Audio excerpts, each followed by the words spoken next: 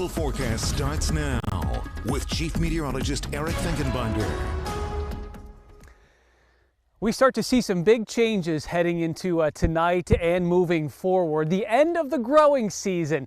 We have freeze warnings and frost advisories in place. We'll show you that map here in just a moment. But first, not only does it mark the end of the growing season, but that also triggers the change in our colors too, as we start to see that taking shape here over the next couple of weeks. Getting that first frost or freeze kind of sends that trigger into a lot of the trees as they prepare to go into dormancy. Now let's look out. We're at Joseph Iverson Conservation Area in central Dauphin County.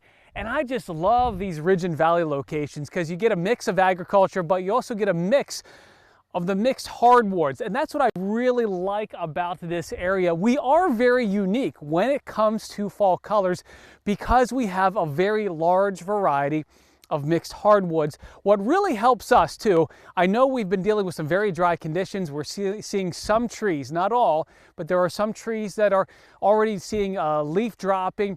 Our oaks are really what predominantly gives us the best colors in the area, and I think we still are going to have a little bit of that show here as we head into later October. First, let's take a look across the Northeast. Temperature-wise, we're in the 60s, soon to be dropping into the 50s. This was the coolest day we've had so far this month, and tonight is going to be the coolest night too.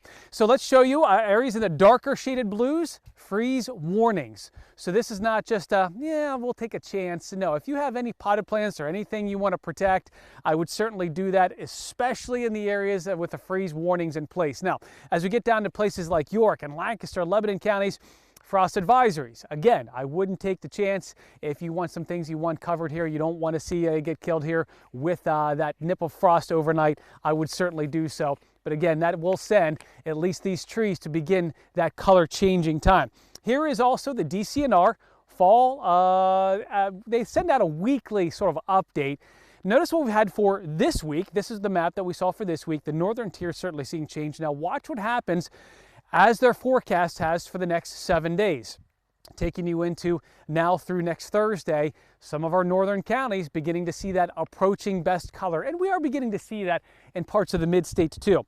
So our fall foliage outlook incorporates the dry weather that we've had for late summer, the frost and freezes that we're expecting tonight, and I would say we're going to have an earlier peak season. I still think we will have some colors. I know we are seeing leaf drop in places, but there will be at least some color that we're going to be seeing here. That is the good news. It may be a week or two earlier. Quickly showing you our weekend outlook because we do have rain, not so much on Saturday.